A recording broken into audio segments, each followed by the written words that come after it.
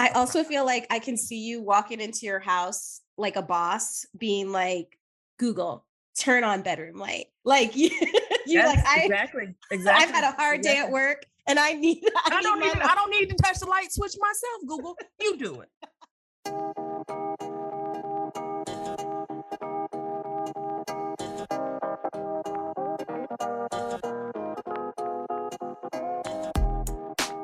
Okay, I'm Kim. And I'm Camille, and this is Enneagram for the Culture, where two dope Black therapists discuss how therapy, Blackness, and the Enneagram come together. Yeah. Hey, Hi, friend. how's it going? Going. Here we are. Yes, we are. We're here. Episode 3. And And I'm excited. this is our first episode where it's about a number. So we're kind of doing things a little bit different than our first 2 episodes. Yeah, So we're excited to be here. we are. Um, we're gonna start with talking about how the Enneagram showed up for us this week. Is that my go first? Yeah. So every episode we're going to start off with, how did the Enneagram show up for you? And so we'll jump in and share a story about the Enneagram, whether it's ourselves or something we noticed or something in our work. And so you can kick us off, Kim. How did the Yeah. Enneagram show up for you? So, I like gadgets and technology. Camille knows this about me. Mhm. So I've gotten into the Wi-Fi lights where you can you can like they can work with Alexa or Google or whatever, and you can like walk in and say, turn on the lights or turn off the lights. You can also get the lights that have the different colors to just set like a whole mood. So I went overboard. Like I got one light. I was and really loved it here in the office, and then maybe one at home. And now I found them on Amazon where you can buy them like, in 6, like a packet of 6 for a really good price. And so they're everywhere Uh-huh. now in my house. So that paired with I also love music. I grew up with music all around our house. And so I have lots and lots of Google speakers. And so now we can just say, hey, Google, play music, and I can tell Google to turn the lights to different colors.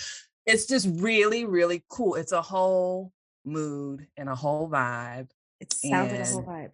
one night this evening, me and my husband, we were going to bed, and he wanted the lights to be blue. And I told Google to play like some um rain sounds. It was just so nice. He immediately fell asleep, but just before he did, he was just like, I love you. Like, this is so great. And I just felt so proud. And I felt so much like a 3, especially a self-preservation 3, who's like my space and surroundings. Like, it's so important to me that it's a vibe and that it feels good and that I can just speak and things happen. So yeah, and when he told me how much he liked it, I felt like a 3.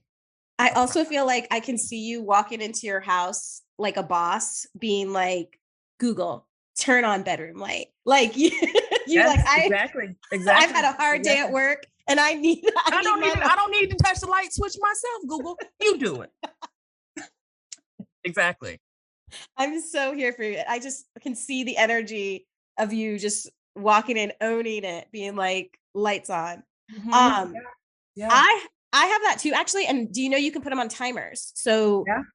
I I have mine where it just turns on at certain times, and that's really nice because the lights are already on before I get in the house. So, but I love that you got the whole vibe with the colors and all the things. Yes. And I love that the 7 in you is planning ahead and wants your Wait, light already already turned on. already turned on already turned on. They turn off at a certain time.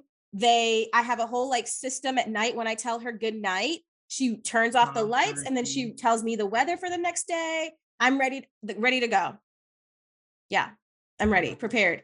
But I don't have the colors. And that kind of feels like a missed opportunity for me. I have to say, friend, so if you want to watch a scary movie, it's Halloween, you can turn the lights to red, and it can just totally shift the whole vibe. They're purple here in the office now. There's like a candlelight setting, and then Ooh, there's a Peru one where it's kinda like gold and bright they have chocolate. this is cute. This is Definitely get the cute. colors. Tell This me, is how cute. about you? How did it show up for you this week? For me, and it's actually today, I sevens are kind of one of the jokes about sevens is that we have pretty strong FOMO, so fear of missing out. We Mm, want to do all the things. We don't want to have to say no to things. And tonight I have an event and my friends are meeting up ahead of time to grab a drink and you know, see each other before we go to this. It's like a theater thing. And I'm not going to be able to go because I have another, well, and here's another seven thing that I'm saying out loud because I have another engagement beforehand. And I'm not another social event that I'm not going to be able to do all the social events. I'm hearing it as it comes out of my mouth right now. well, Um, so I definitely felt like literally in my body, like a sadness and like a little bit of a, oh no, I'm gonna miss drinks. Um, Granted, these are my best friends. They're kind of like my like crew. Like I see them all the time. I'm gonna see them tomorrow, the next day. So it's not like I'm really missing out. Because and I'm gonna see them that tonight at the theater. You're But just it's not just gonna that be I'm there to have missing a out on drink. the drinks. Yeah. Yeah. That And definitely then comes with that and the stuff. person that wants to do everything, I was like, well, we can get drinks afterwards. Does anybody want to get drinks afterwards? Granted, it's going to be like 10:30 and we're old now. So they're like, no, we don't want to get drinks afterwards. And I'm like, but let's keep going. Let's keep the fun going. The night is young. Yeah, yeah, All the FOMO. yeah. It's real. It is so real. Well, so that's us. And today though, we're jumping into eights. We We gonna decided talk to about start with eating. eights as we go around the circle around the Enneagram, and today's 8. Yeah, I love 8s. I'm gonna have to be careful with that because I don't wanna show favoritism, but I do love me some 8s. As far as saying I love 8s, because I might not say I love all the types, but I do love some 8s. This is good. I was thinking about eights. I feel like sometimes eights don't get a lot of love. So I love that you love them and that we're gonna get to dive into how cool they are. Yeah, yeah. So I'll kick us off. We're gonna start by just kind of giving an overview of 8s. 8s are oftentimes referred to the protector, and that is quite an accurate description or characterization of people with this dominant personality type. 8s are very, very confident. They tend to be seen as very strong and direct and determined to make things happen. 8s tend to be very self assured, very independent, and also very tenderhearted, which you may not see if you don't get to know an 8 on a personal level, because again, they have this exterior that can appear to be very, very tough, very, very strong. And so going back to 8s being protectors, they are amazing protectors of the people in their lives that they love and they care about, but they're also pretty protective of themselves and that tender heart and that vulnerability. 8s fear being weak or being powerless. Going back to their independence, they have a fear of being controlled. 8s essentially are very afraid of vulnerability. Um, they are afraid of being manipulated and afraid of being so justice is incredibly important to 8s. So kind of being left in a position where they're at the mercy of injustice is also a fear for 8s. So like we said, they really have a strong desire to protect other people, to protect themselves. There's an interesting dynamic with 8s when it comes to protection. If they sense that you have the capacity to help yourself, but you're not, then they may struggle with protecting you. Mm, If anything, that can kind of really annoy or irritate 8s to see someone having the capacity or the ability to do for themselves, but not doing it. Almost in eights minds, they feel like they are choosing not to. And so I think for eights, that taps on that weakness. And Mhm. so they can become irritated with that. But if their perception is that there is, again, an injustice, or somebody doesn't have the resources or the capacity to help themselves, then eights can kind of very quickly go into protective mode. And again, they're protective of themselves.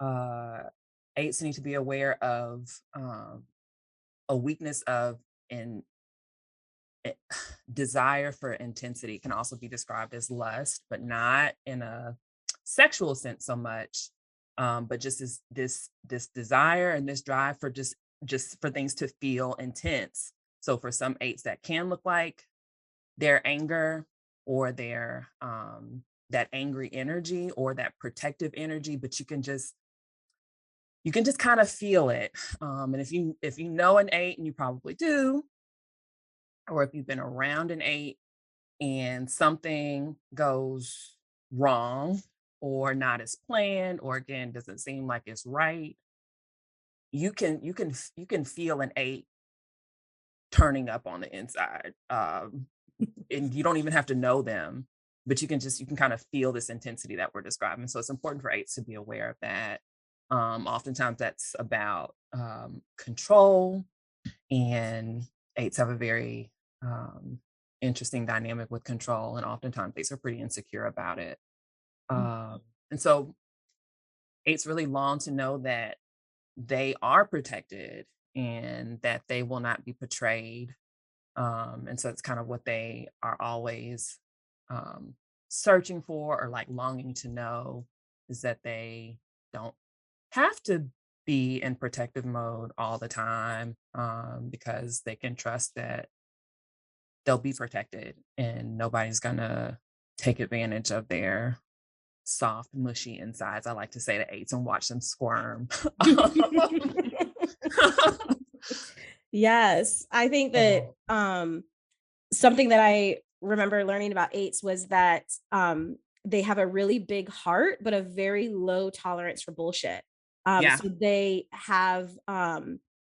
can become irritable or, uh, strong, when it comes to bullshit, to just people either lying to them or things that seem off or inefficiency. They, will really, again, want to, uh, kind of dominate that situation because they just have a low tolerance for it. But again, it's really out of a place of that big heart.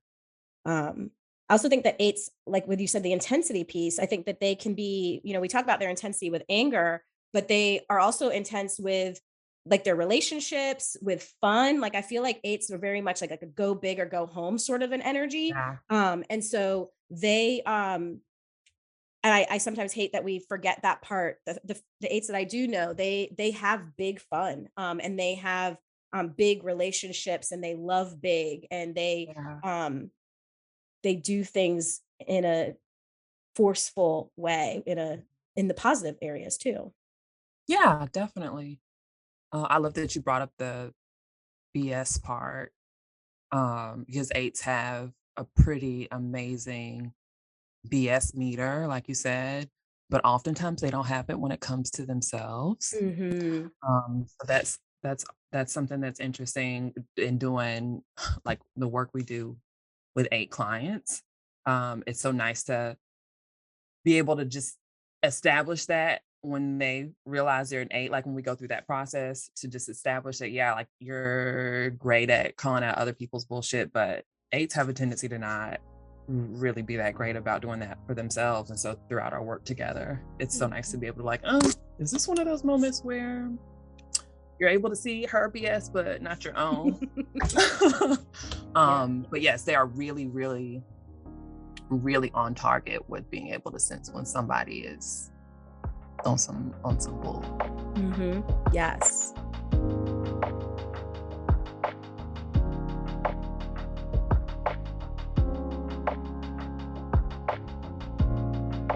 Um, so with eights, they're connected, like all of us, right? We have our connections to other numbers. And so Eights are connected to their arrows are the two and then also the five. And so the ways that they can use that are just like all of us are pretty neat. So eights in stress or when they move to their five number are going to be out of a place like we if they're naturally someone that's very kind of forward facing and bold and these big personalities when they're in that five space they're really going to kind of turn inward and they're going to almost go into a shell a little bit and kind of protect and protect themselves and sort of go into a place that's a little bit deeper for them. They're able to really think before they take action when they're in that place. Eights are very can be they're in the body triad and so they can be a little bit impulsive in the way that they speak or do they just kind of move into action and so when they can tap into that five energy they're able to think about it before they take action which is such a great quality um and they can learn how to just be more contained with their energy when they're in the five energy and they can go inward to balance that energy. Um, Sometimes I think about eights and anger, sort of like a Coke bottle when you shake it up and they kind of just like explode out the top. And so when they're able to kind of contain that, bring that inward from that five place, they can really create that balance. Um, and then just kind of slowing that process down is going to be helpful for them and that's what they can use at the end of that arrow. On the other end of the arrows are a two for them and that's their growth arrow and so a two on the enneagram is the helper is the one that is really attuned to others and so when an eight can go to that two place I think that connection is one of the most interesting parts of the enneagram that an eight goes to It's two. beautiful. Yeah. Yeah, Yeah. that they can, I think it taps on that part that they have a big heart, and 2s are kinda known for having a huge heart. And so in that 2 place, they're able to really notice, and connect to other people's feelings and to have empathy for other people. Yep. They can be more gentle and kind. They can learn how to with their ability for justice and protection, they can learn how to do that in a more, um diplomatic or kind way, in a way that's taking others' feelings into account. Um, and they can understand what others need and even what they need when they're in that place as well. So, yeah, it's almost like you've got, arguably the strongest, most fierce number connected to one of the most tender numbers. And that's a really beautiful picture that that they can use that connection in a way to sort of soften some of the intensity and really touch on their relationships with people and connections to people. Yeah, it is. You're right. I never quite thought about it in that way, but it is really one of the more um interesting connections on the Enneagram to see the eight go to two. One of my very best friends is an eight. Some of my um really amazing clients are eights. And it's just so cool to see eights tap into that energy. My best friend, like when we first started our friendship, we all of these like tiffs where we would just get into it about anything. And it's been we're just at a very different place in our friendship now. What 5, 6, 7 years later, with both of us having done our own work, but growing in our friendship. And you see the transition, like she's so much comfortable just talking about love and saying that she loves me and hearing me say that I love her versus in the beginning, like it's just we could talk like that, but you could kind of see the and feel the discomfort. Yeah. But again, with that time and trust that has been established in our relationship, you can just see it. Mhm. The shell and the protective nature just kind of melts away. Yeah. I mean, I think that when we think about trust or relationships and love, right? Where I love this definition. I can't remember where I heard it from, but it's us trusting someone with something that is vulnerable to us. Um, Mhm, and so, like when we think about like our heart or our feelings, to be in relationship with someone means that I am handing that over to you, and I'm hoping that you care for it. And if an eight, like we're talking about, is sort of afraid of being betrayed or controlled or hurt, that's a really big step to do that. And so there's a fear in just that, and just getting close to people, being vulnerable, making myself vulnerable to somebody else.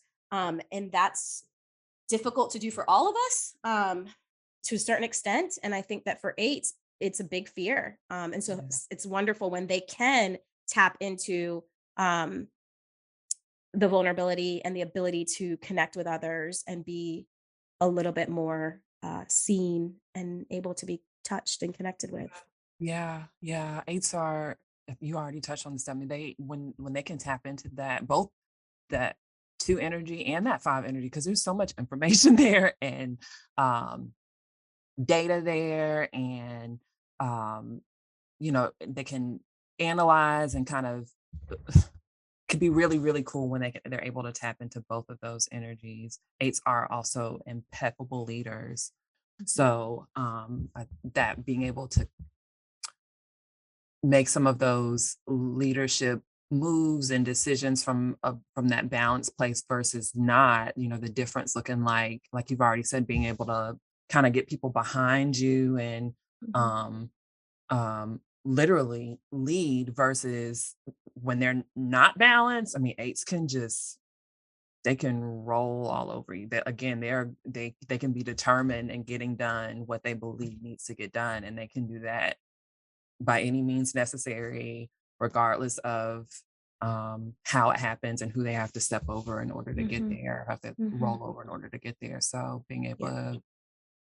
to tap into those other types. Did you talk about the wings, or is that me?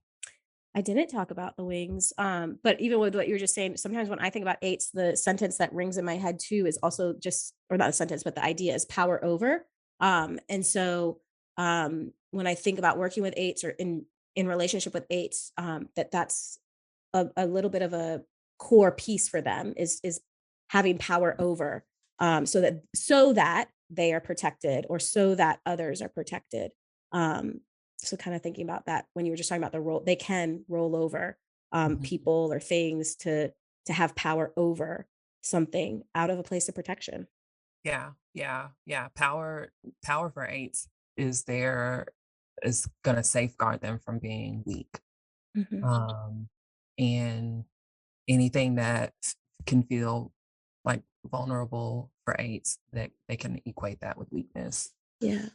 And so it's work to be done to help eights shift that notion in their mind that it's actually requires impeccable strength and power to be able to be vulnerable.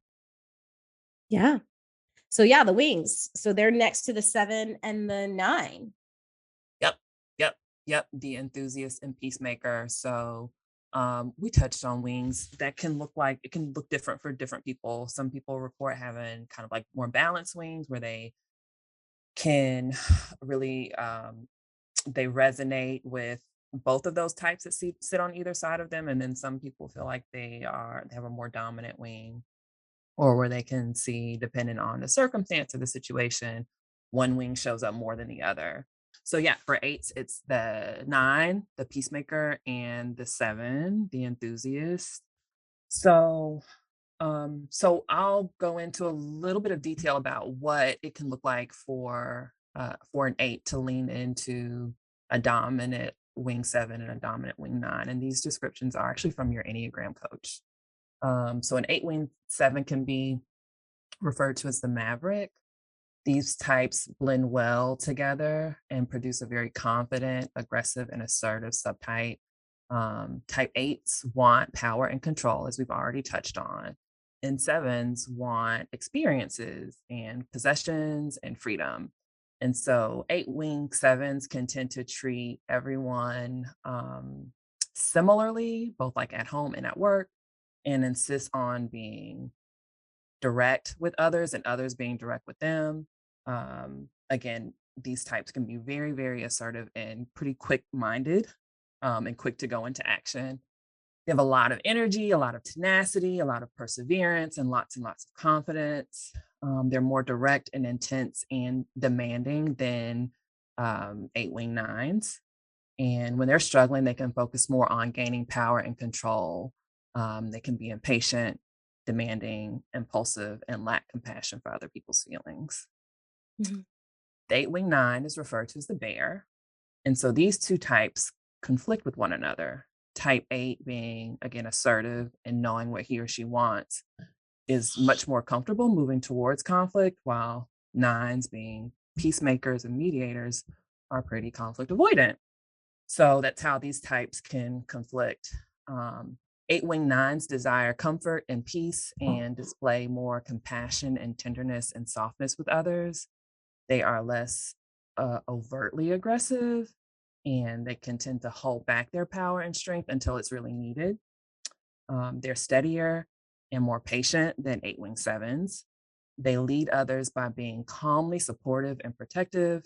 And then when they're struggling, their aggressiveness, control, and demands can come out at work, while their peaceful and accommodating qualities remain at home. Mm. They can be intimidating to others since they never know when that temper is going to erupt. Hmm. Interesting. So there's quite a difference between those two wings. Um, you know, especially I think mainly because that eight wing nine is a place of conflict. So it really paints a different kind of energy, which is what's Mhm. so cool about the Enneagram, right? Like, so someone Yeah. could be an eight, and they could look again very different than someone else because they might lean heavier into their nine wing, which brings out a totally different vibe. Yeah. Definitely. Definitely. So, yeah, any Mhm. what are some of the like kind of common either misconceptions or anecdotes Oh, around yeah. eights? I think some misconceptions about eights would would include them being like mean. Hmm. And I think a lot of people know eights and they're just like they're not the person to F with. Hmm. Um, and again, I think that eights can be aware of their intensity that can like project that image, and it can make them feel really um insecure because while they are really strong and protective, eights are like they're not all walking around mean people. Eights are again some of my favorite folks.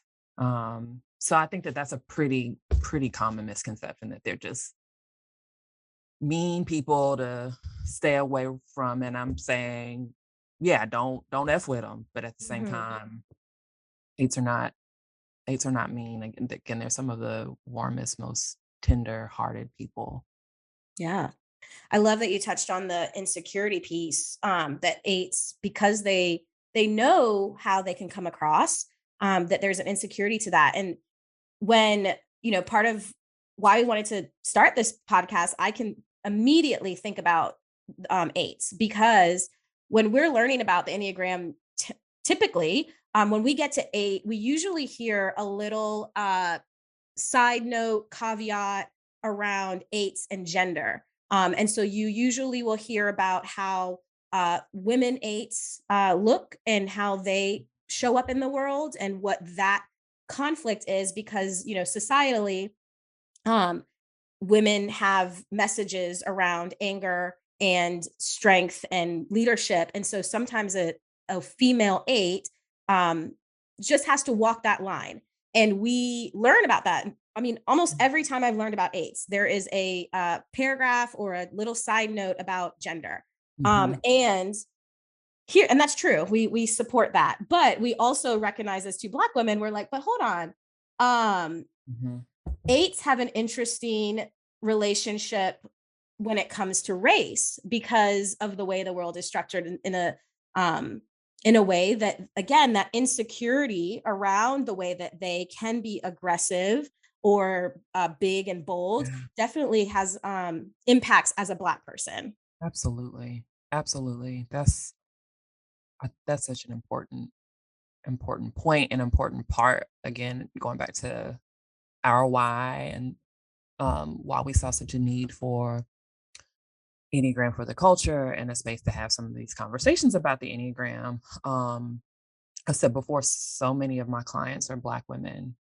And again, I have quite a few clients that are eights. And it just comes up so much.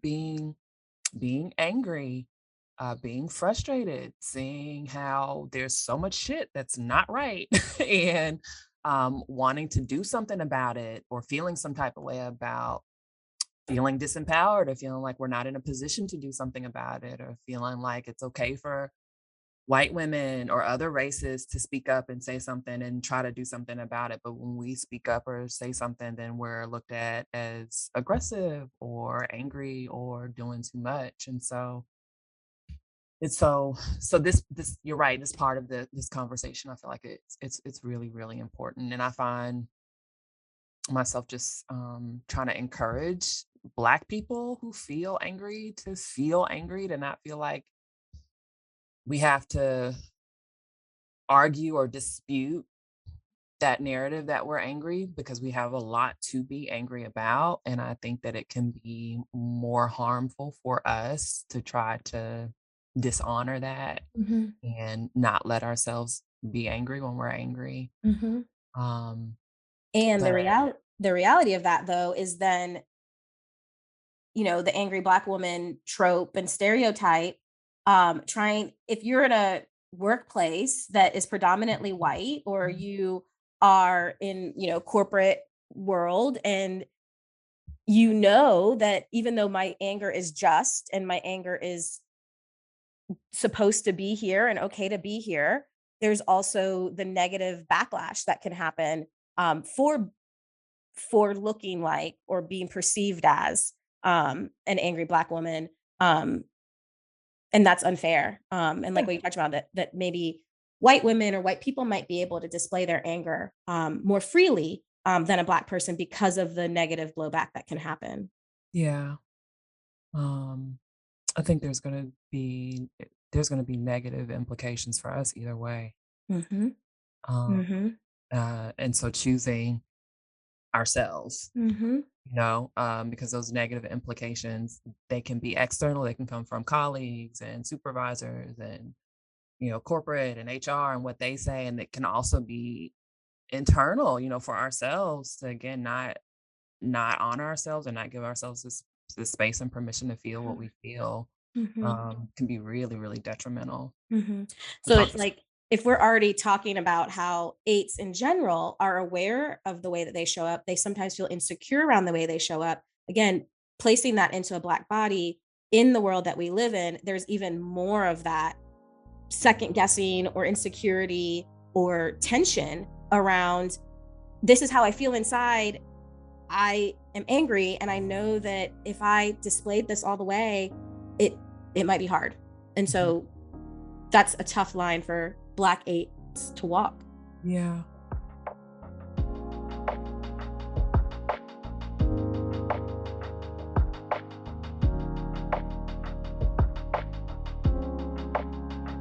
Um, so we talked quite a bit about the angry Black woman. What about Black men? So with Black men, so eights, there's, learning about eights, they have a big presence. Like we talked about, go big or go home. And even sometimes both of us really love body work. And so even the Mhm. way that they show up in a room, the way that I just Mhm. said that you saw myself like sit up Yeah, and big, yeah. they take up space. Um, they hold their head up high, their shoulders are back, they're strong, and you're not gonna mess with me. And so for a Black man in America, if they are walking into all of the rooms like that and all of the spaces like that, again, there is some connotations that come with that are untrue and unfortunate, where maybe they might be perceived as, in quotation marks, scary, or they might be perceived as, threatening, again, in quotation marks. And so, in a job setting, that might not be looked upon well in certain circumstances. And then obviously safety wise, when we think Yeah. about, right, like police and getting pulled over and Yep. um interacting with white people. And so for an 8, again, because of the cultural messages and what, as black people, we learn how to maneuver this white world. And so an 8 knows that, hey, I can't walk into every room that big, because it actually might be a safety issue Yeah. for me that might end up, again, it kind of ends up being this weird cycle, because 8s don't want to be taken advantage of. 8s don't want to Right. be controlled. So they know, gosh, if I get pulled over, if I do this, I actually have to tone that way down because I don't want to get taken advantage of. So Mhm. they're actually fighting against their natural leanings to make sure that they are safe and protected, which is, I feel heavy thinking about that. Yeah, just Um, talking about it. just talking about it feels exhausting, to know that they have to really be cognizant of their bigness and their boldness and their strength, because of wanting to be safe. Yeah, yeah, so it's one thing to have this conversation surrounding a job or a career, but, we're talking about today, in this climate, we're talking about life or death, Mhm, right? We're talking about living, or like mhm, you've already said, just, being protected and being physically our lives being saved. mhm, And it you're right, like, I feel it as I'm listening to you and kind of putting myself, in that position. It feels really, really exhausting and stressful and tense, mhm, to have that. I think for all of us, and us I'm referring to as Black people, like, regardless of your type, having a sense of what that feels like to have that awareness. mhm, Um, but for an 8 who, like we've already said, is very, very driven to protect and feel protected, um, to have that tension. You brought up police, I mean, especially when it comes to people who we pay to protect us. mm, mhm. And we talked about big heart, but low tolerance for bullshit, right? So again, I just think about an 8. The natural way that an 8 is structured is to say, hey, that's bullshit. I don't like that. And I'm going to have power over you. But when a black 8 can't do that, literally cannot do that, they're going against their natural leanings, and they have to. Yeah. Yeah. Yeah, which And is just to crazy. go back really quickly to the access points and twos and Mhm. fives, Camille, I loved how when you were talking about fives for Mhm. how eights can go to five, you really emphasized how that point can be helpful and healthy for eights. But I do see, and I am in working with eights, how that literally, like how that can be analysis paralysis, how eights can kind Mm. of go to that place and get stuck. And so that came to mind, as we're talking Mhm. about this. And again, having that tension, sensing that something is not right. This is literally, injustice, right? Mhm. Um, but then having to limit and having to shrink and having to hold back, all from a place of self-preservation and maintaining safety.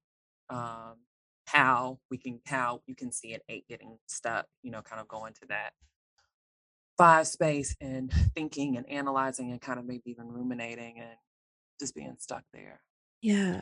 Wow, yeah, so much, so real, and so much empathy for it. The other piece around 8s, and black people, right? And we have, we it's called John Henryism. And what this is it is a folklore, but it's a real person. John Henry was a real person. And he was an African American who, um the story goes that he was working on a railroad, a steel railroad, and he was actually working against, or uh competing against a steam machine that was doing the same thing. And what ended up happening was John Henry worked so hard, and was competing against this machine. He ended up winning, but then ended up dying right after. And so when we are working with Black people, John Henryism is an actual um, tendency to kind of work hard, to work hard and to push past our limits. Um, and so when we look at eights, again, eights have a tendency to do that again, power over. Mm, And so they have a tendency to, when you an eight exercising, they're going to do the hardest workout. They're mhm, going to do it, and they're going to do it full on, and they're going to choose the tougher option. They're not going to stop. Kind of pain is gain for them, and they're going to control that I can rise above this pain. And so when we mix that with John Henryism, and we mix that with race, again, we have this tendency for an eight to sort of really push past their own limits. And we know that as Black people, right, there are real health disparities when it comes to stress. And so the amount of stress that we take on mm, unfairly and unwillingly, and then to keep going through that um, is is tough and is hard and heavy. And so again, for an eight to be very cognizant of that, that they can lean into that easily just by naturally being an eight, and then mixing race on top of it, so that they can really learn to step back and listen to their bodies, listen to their limits, so that they're not adding undue stress onto yeah, themselves. yeah, you nailed that. It's important, so important for all of us, right? Because that can very much be a part of our narratives and narratives that have been passed down to us, through generations, again, out of a place of survival, because that's what we have had to do historically in this country is to not listen to our bodies when they're saying, "Hey, I'm tired, I'm exhausted, this is too much," and to push through, and being able to make that connection, like, that is stressful, and, going back to John Henry, a part of, um, that story that was really, I mean, it's all pretty sad, but to know that he died from a heart attack after, Mhm. um, pushing through, just really resonates with me as far as just the relationship between us, our push through attitude, push through narrative, not tapping in or checking in with our bodies and being aware of the impact of all of that. And then that stress and what stress Mhm. can lead to for us, Mhm. um, disease, dis-ease Mhm. in our Mhm. bodies. And again, going back to the disparities, there's so many conditions that impact us at disproportionate rates. And Mhm. so, yeah, we'll talk about ways to grow for AIDS in a little bit, but I think that's the aim here is not to talk about this stuff and to just be angry about it or frustrated about it or sad about it or feel the heaviness of it, but it's to pay attention to it so that we can also ask ourselves, okay, well, what do we need to do different? Kind of how do we grow through this? Mhm. Absolutely. Yeah.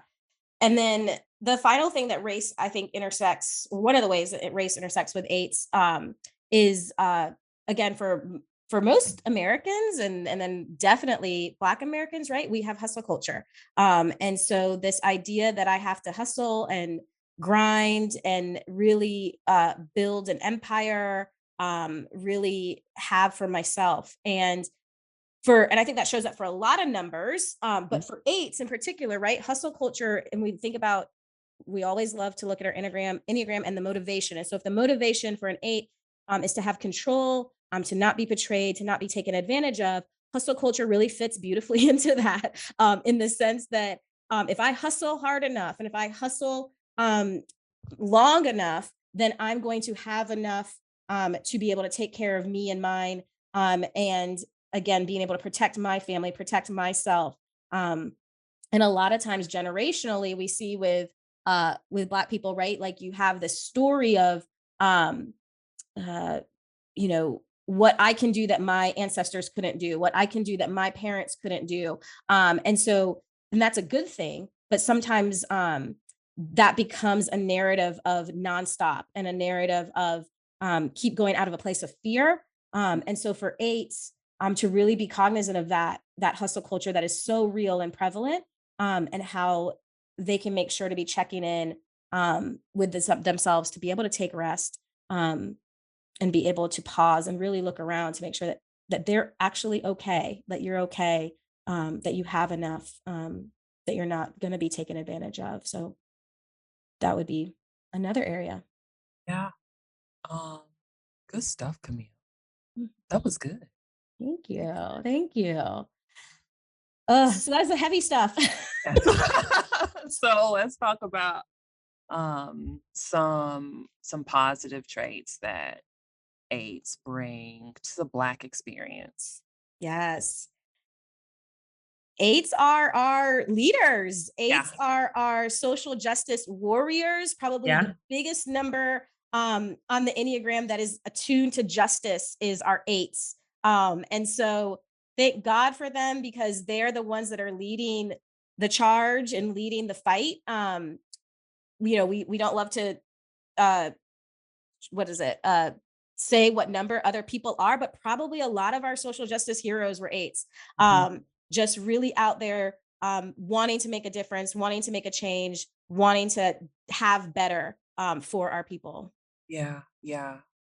Um, so justice and how that ties into leadership, like we've Mhm. already talked about, how eights can be impeccable leaders when they're able to tap into that, to energy, or they're just tap into their heart more, and allowing that to help lead eights that really enables them to be able to lead from a place of being in touch with other people's needs and how to lead so that they can feel a part of the movement, Mhm. not as if they are getting in the way and Mhm. eights having to just kind of roll over them. So yeah, when eights are able to tap into that, they're amazing leaders. I think about their strength, Mhm. and what that brings to the Black experience. I mean, we are obviously a strong people, and we talked about how important it is for us to give ourselves that permission, right, to be vulnerable, or to be soft, or to give ourselves a rest, to not have that narrative or belief about our strength being so loud um, that we don't slow down and rest when we need to. But we are strong, and so it's cool that we have our eights that are part of our lives to kind of remind us of that. And then the protection piece, we talked about where as a society protection falls short for Black people and how we can Mhm. feel very unsafe and unprotected. And so I think for me, just that reminder, I keep talking about like my bestie, and just kind of knowing that um, if I don't feel like I can count on anyone else, like knowing that I have the eights in my life, that for sure, like if I feel like I need to be protected, I know I can call on them and trust that Mhm. they're gonna do that. And so being able to have those eights in our lives and our communities, we appreciate that. We appreciate you.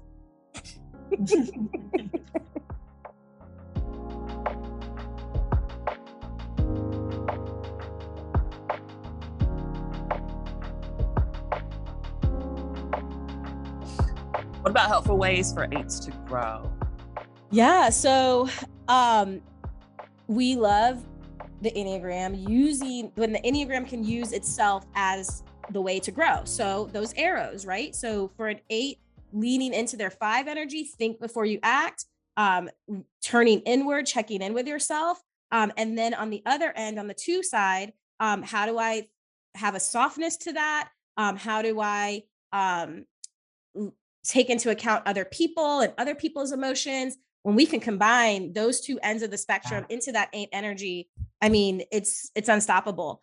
So that is a roadmap of how Yep. an eight can grow, is using the five, using the two to be able to balance that fierceness. And then how can we support our Black eights? Kim, you have so many people in your life. How can you support them? Yes. I'm going to answer that, but I want to build on what you just said. I realized you mentioned eights being in the gut triad. We didn't talk Oh about yeah. go into that much, and we don't have to, but to just point Mhm. out, five is in the head triad, two is in the feelings triad, and eights are in the gut triad. So just another way this whole roadmap can kind of play out. Eights being very, very instinctually focused on their body.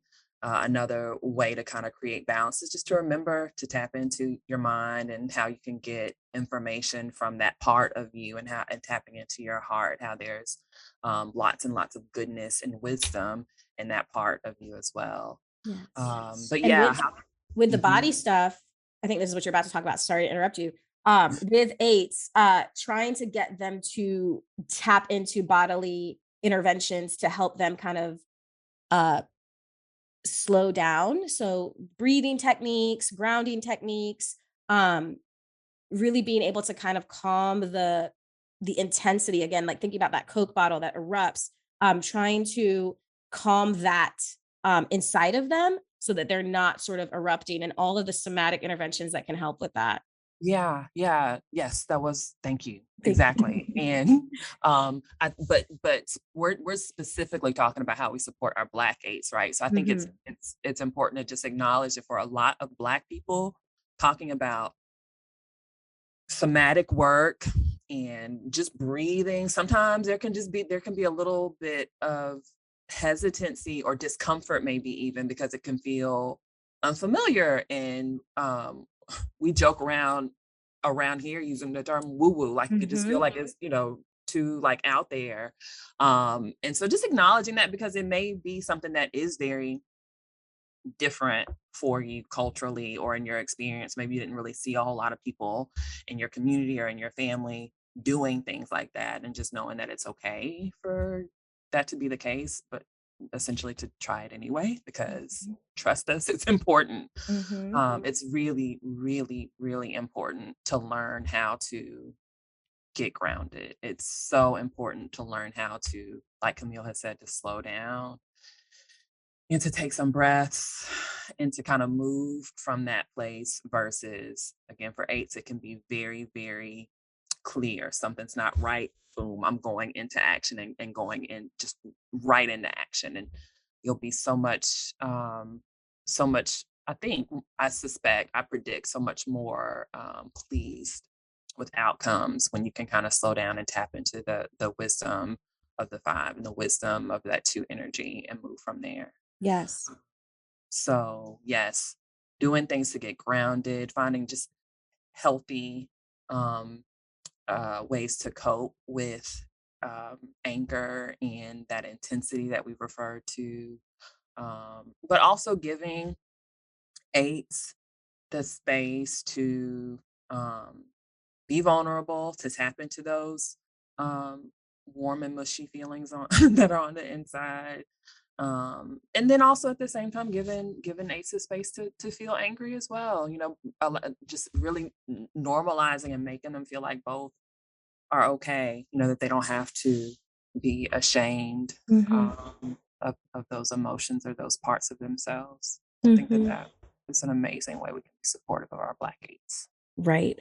I think leading with that anger, kind of channeling it and leading them into places of advocacy, into leadership opportunities, and helping them hone that skill, that natural skill and gift that they have. So helping them to connect to organizations or connect to resources that help them be in action in a way that is really helpful, and needed in our community, I think is another way that we can help and encourage our eights. Um, we talked about working out earlier, and that sometimes eights can really, pick the hardest workout and really go for the really high intensity stuff. I would say that for eights to be able to lean into something a little bit slower, a little bit more grounded. So pick up some yoga, Yep. go on a walk, do things that are a little bit um, more grounding to your nervous system and a little bit more soothing to your nervous system, so that you can feel that relief from that high energy that you have kind of inside of you. And Yeah. then same thing that sometimes you do need to really go lift something heavy, and you really do need to go on a rough, tough run. And that's okay too. But really just tapping into what do I need in this space, Mm. that's going to feel good for me. We did pretty good. Yeah. So those are our eights. We love you, eights. We love you, and we have so much empathy for the walk that you walk and the way that you show up in the world for us. And Yeah. and the piece of it that is related to race that is so important, because it's a very interesting intersection with race. Yeah, indeed. Kim, where can folks find you if they want to learn more about you? Folks can find me on Instagram at KReeseLCSW. Folks can find me at my practice on Instagram, and that is at the Reese Collective, or online at www.kimberlyreeselcsw.com. What about you? Where can they find you? Folks can find me on Instagram at camille.logan.lcmhc. And they can also find my practice website at www.thekccollective.com. And Kim, where can people find the both of us? They can find us at Enneagram for the Culture on Instagram or Facebook. And you can check us out online at enneagramfortheculture.com. Well, I think that's a wrap, friend. That's a wrap. So we'll see. Next one we'll jump into is our 9 friends. Yeah. And we'll look at them. But other than that, we're good. Yeah. So we'll see you in the next episode. See you in the next episode.